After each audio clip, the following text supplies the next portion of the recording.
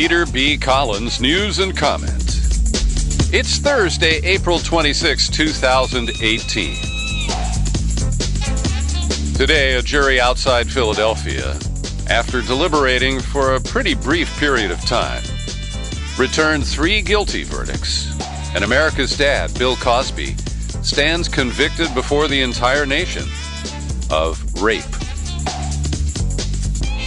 Now, this is not a surprising verdict.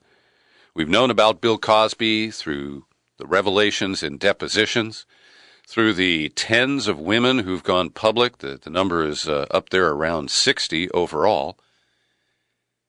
That over many years, he had a practice of engaging in contact with women, slipping them drugs, and then when they were unconscious and unable to resist his advances, he would have sex with them.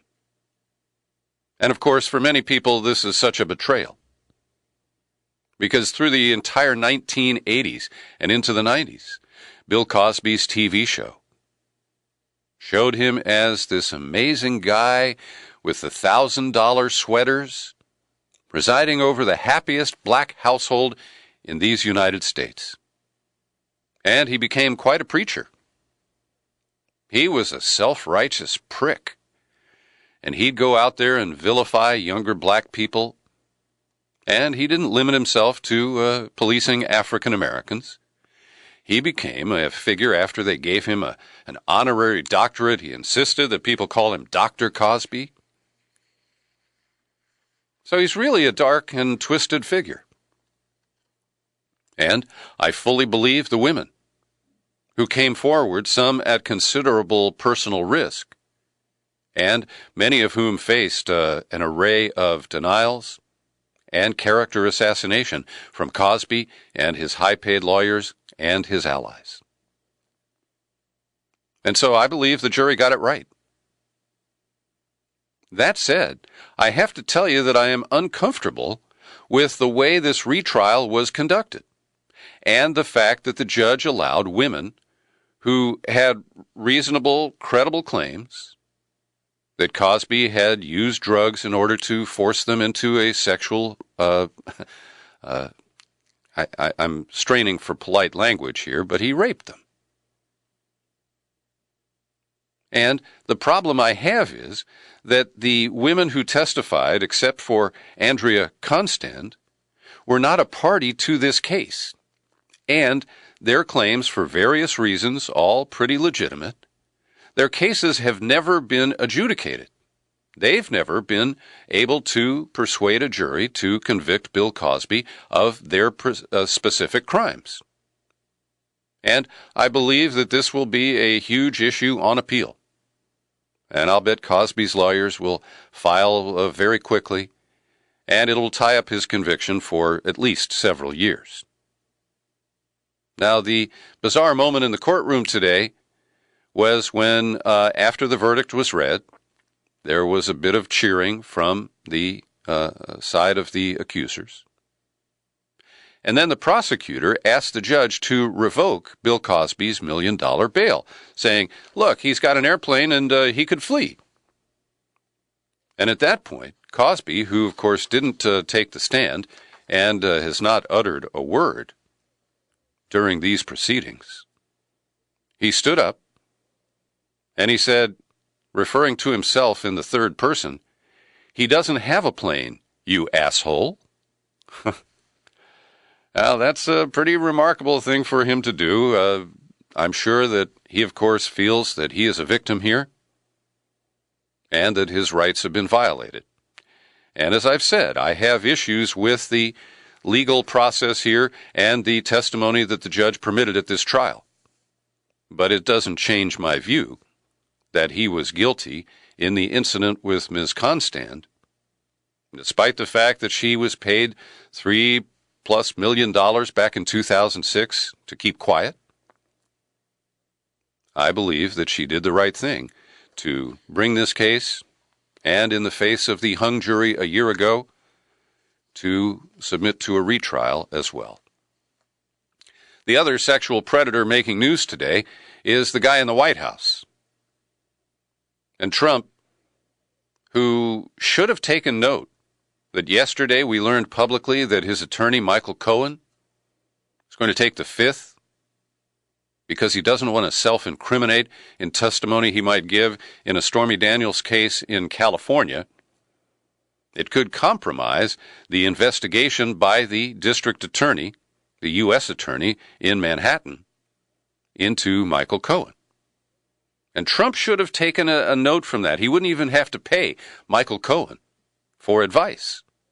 But instead, Trump spent a half hour phoning into his favorite TV show, Fox and Friends, this morning, where he rambled on many topics, and he basically incriminated himself and complicated the lies that he's already told about whether he knew Michael Cohen had paid Stormy Daniels $130,000 through this shell corporation that he set up.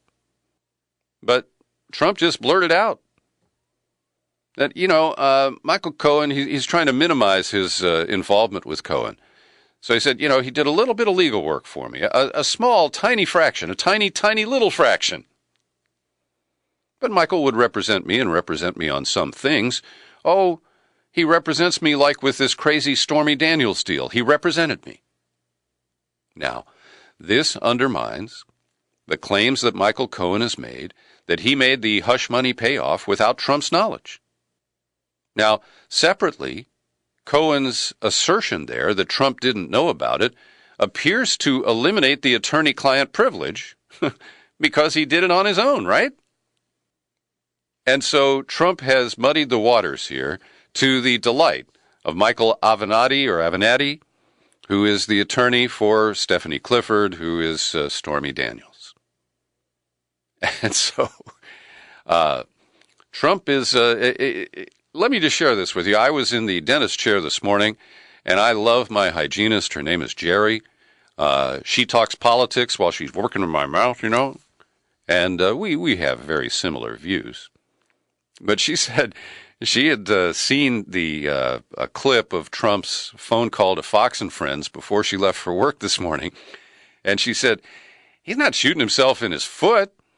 He's shooting himself in his dick. And she's not prone to salty language. So, Jerry, you get the quote of the day. So, Avenatti said the president's statements are very, very damaging to him in our case. It directly contradicts what he said on Air Force One relating to his knowledge or lack thereof of the agreement for $130,000. This is going to add considerable momentum to our efforts to depose the president, place him under oath, because now we have two contrary statements made within the same month relating to what he knew about the agreement, what he didn't know, what his relationship was with Cohen, and we're going to utilize that statement today to argue for his deposition. And we'll get into a little more of the rambling phone call here in a moment, but it's important to note that shortly after Trump, and by the way, Jerry says that the people at Fox and Friends appeared to end the conversation with Trump before he was ready. They said, don't you have work to do? I haven't seen that myself, but that's what I heard. Anyway, shortly after that phone-in appearance, the judge who is overseeing the raid on Michael Cohen's office, home, and hotel room, and that would be Federal District Judge Kimba Wood, has appointed a retired judge whose name is Jones, Barbara Jones, to serve as the special master. And her job will be to review all the stuff that the investigators picked up from Cohen to ensure that it doesn't violate the attorney-client privilege and that the materials are relevant to whatever the scope of the investigation is. And you and I are not privy to that at this point. So that's all moving forward. And Trump has done this before with Felix Sater. He says, if he walked in the room, I wouldn't recognize him. Well, he's now trying to distance himself from Cohen. And I'm sure some of his Twitter followers will believe this, but anybody who has just watched this and observed it with fresh eyes knows what's going on here. So one of the things Trump said in the phone call today, and the mangled syntax here will get in the way, But he said that he had tried not to interfere in Justice Department matters, which in many past administrations have been protected from political interference. But he warned that at some point, I won't. And I guess what he's saying is that he won't not interfere. And that's a double negative. Take 10 points off for bad grammar and syntax. Anyway, what else did he have to say? Well, he made comments, by the way, that it's Melania's birthday. Oh, that poor woman. You know, she is generating a lot of sympathy just for, wearing those, $100,000 gowns and the pretty hat and standing there and denying him hand-holding. But, boy, does she pay a price. Anyway, it is her birthday. Asked what he gave her for the occasion. He said, maybe I didn't get her so much. I got her a beautiful card. Signed by Stormy Daniels, maybe. Anyway, he told the fine folks at Fox and Friends that he sent Mike Pompeo to North Korea, but didn't actually expect him to get to meet with Kim Jong-un. They did meet, spent an hour together, and boy, was it great. That's my inference there.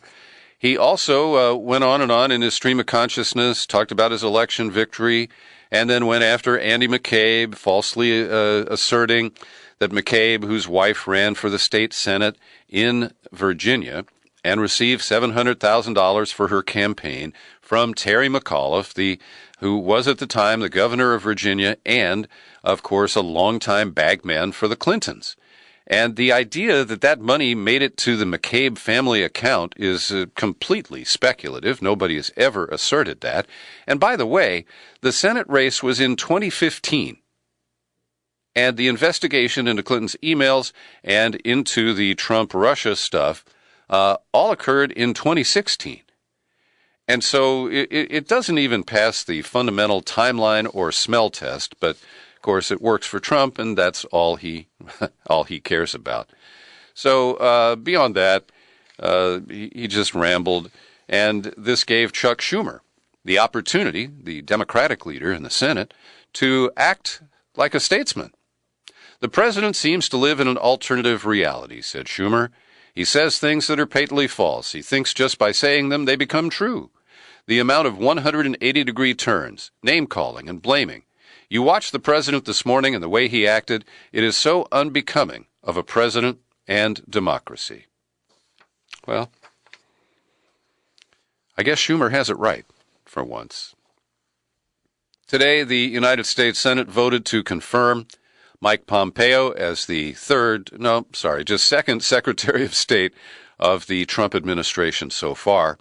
And while it had appeared that it might be close, the Democrats would unite to oppose this, there were 6 Democrats and the independent Angus King of Maine who voted to confirm Mike Pompeo. And in a moment, I'll name the names here. But this is a travesty. The Democrats could have stopped this. And they go through the motions. They, have these kind of tough questioning sessions on TV. But they were not intent on denying him confirmation. If so, they could have wrangled Rand Paul and gotten him to hold to his original position.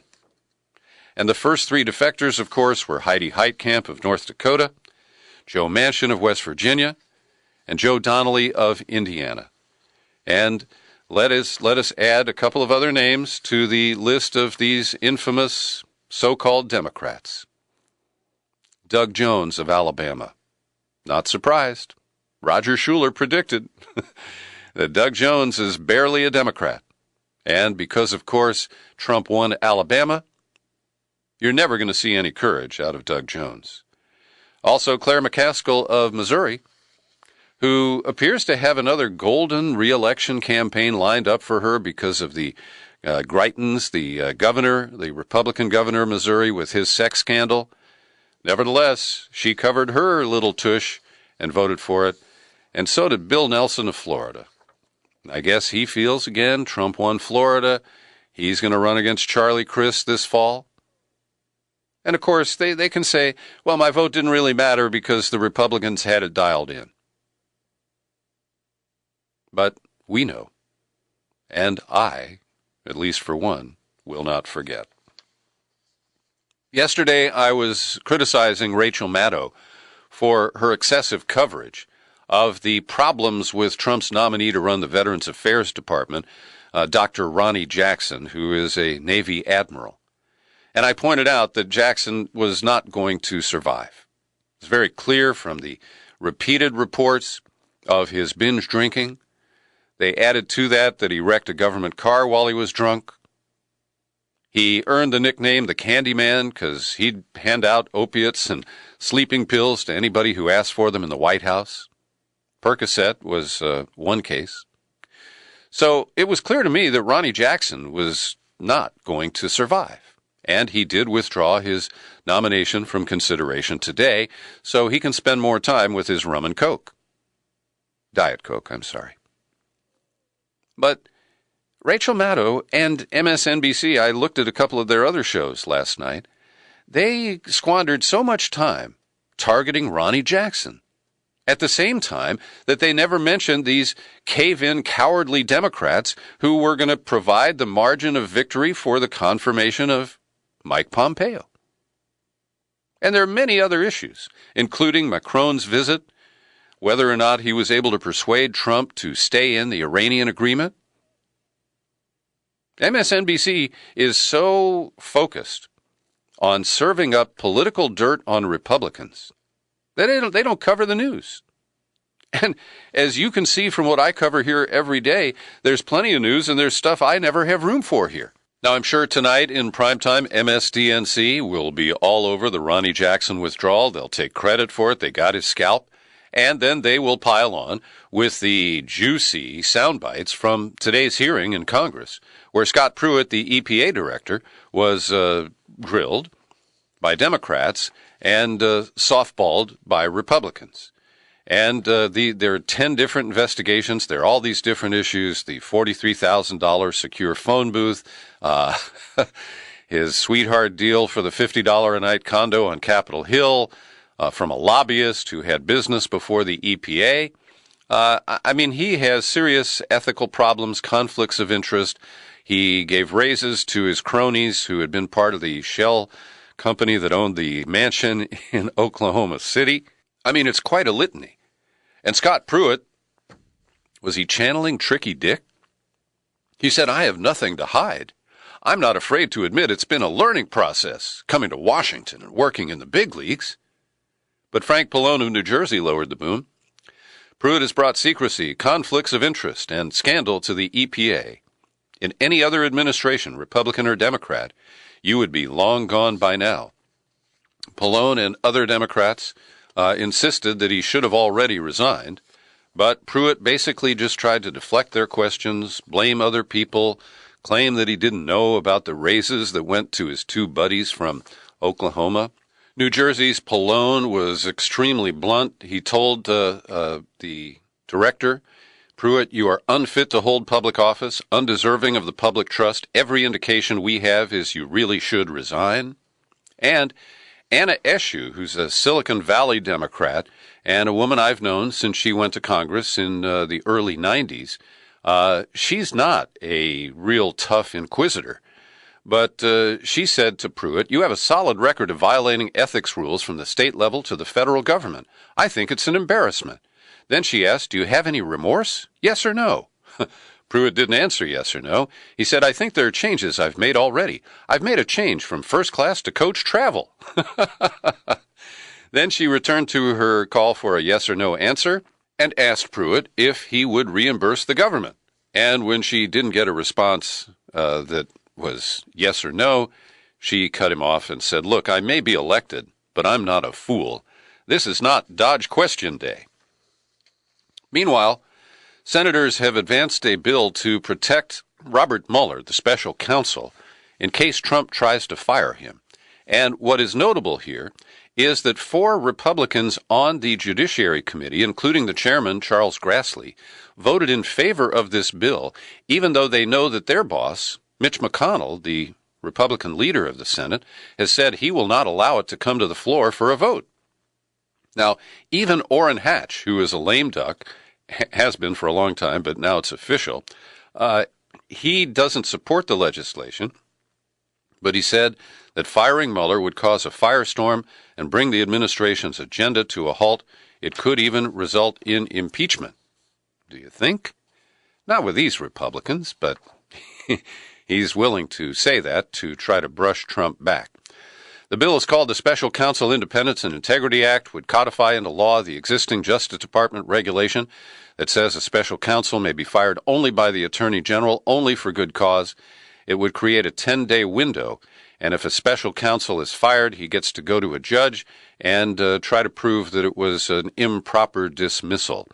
Now, it doesn't appear that this is actually constitutional, but it is, I guess, a warning signal, a flare, sent up for Trump's consideration. Every day I pause for a moment to thank the people who support my work here at the Peter B. Collins Podcast with your subscriptions. Today I want to mention Janet Price, Margaret Anderson, Joey Perillo, and Wendy Gebauer. Every month they kick in $5 or $10 based on what they can afford. And I invite you to join them.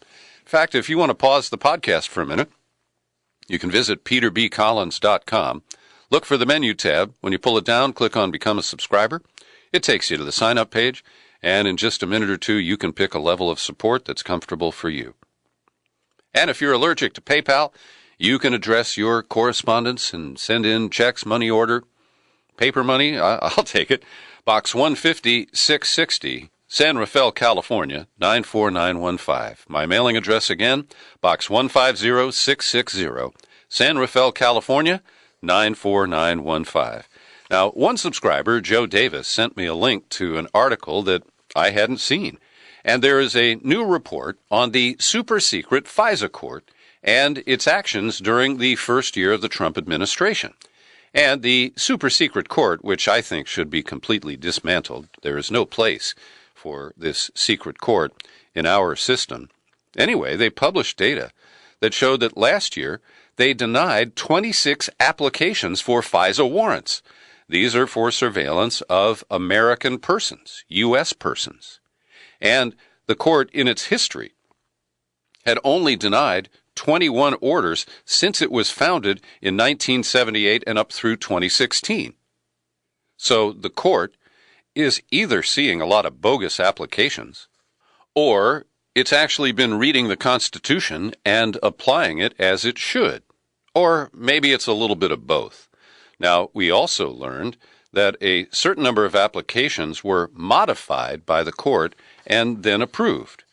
Let's see, that was, there were 1,147 requests in full, and 391 of those were granted after they were modified. Now, of course, the reasons for this are a secret.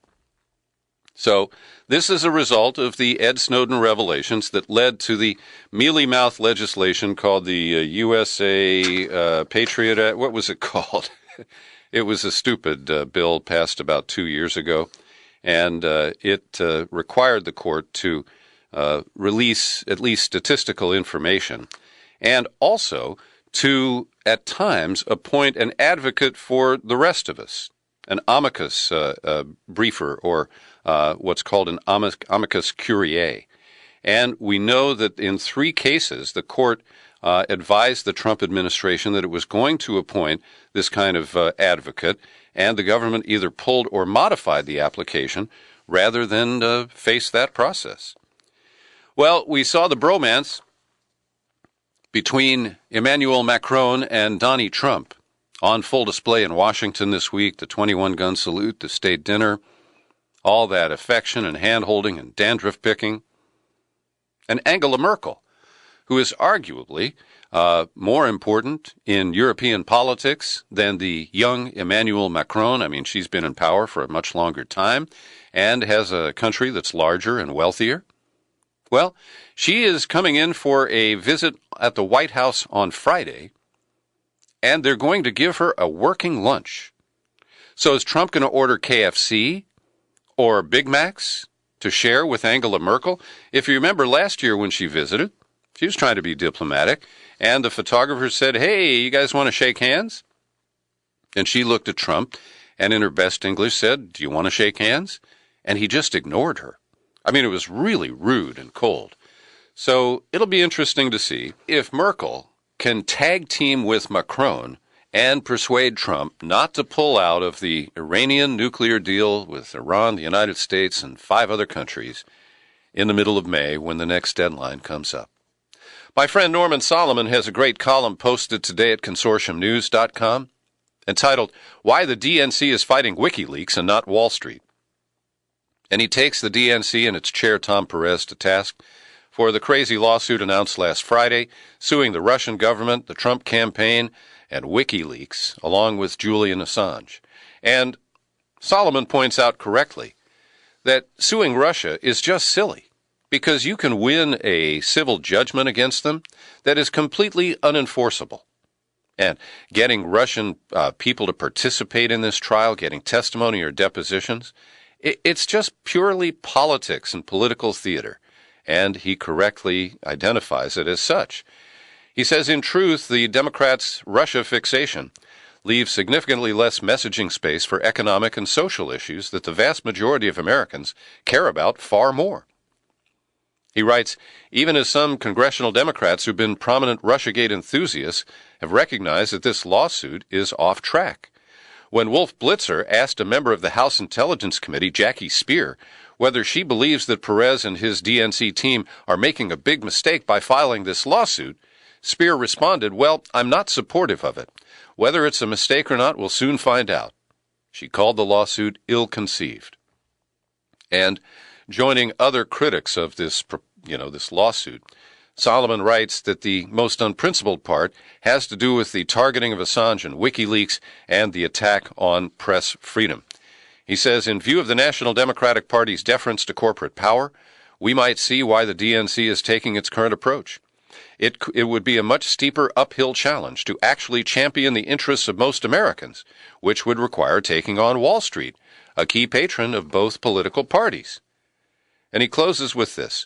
Willingness to challenge Wall Street would certainly alienate some of the Democratic Party's big donors, and such moves would likely curb the future earning power of high-ranking party officials who can now look forward to upward spikes in incomes from consultant deals and cushy positions at well-heeled firms.